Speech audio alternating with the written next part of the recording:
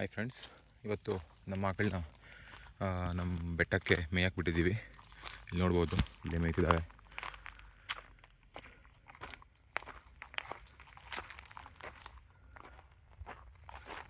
ಆವಾಗ ಅರೌಂಡು 10-10:30 ಆಗಿದೆ. ಮಾರ್ನಿಂಗ್ 7:38ಗೆ ಬಿಡ್ತೀವಿ. ನೋಡಿ, ನಿಮ್ಗಲ್ಲಿ ಕಾಣ್ತಿರೋದು ಈ ಬರ್ಡ್ಸು. ಇದಕ್ಕೆ ನಾವು ಬೆಳ್ಳಕ್ಕಿ ಅಂತೀವಿ.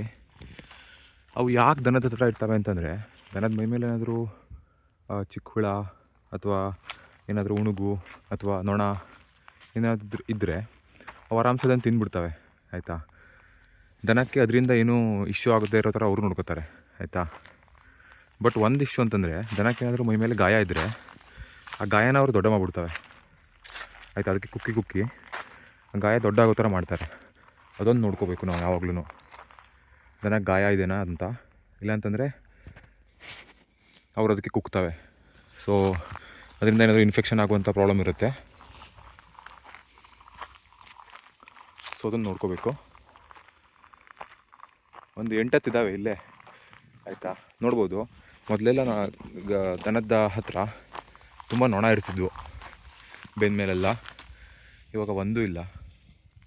ಸೊ ಎಲ್ಲ ಇವು ತಿಂದುಬಿಡ್ತವೆ.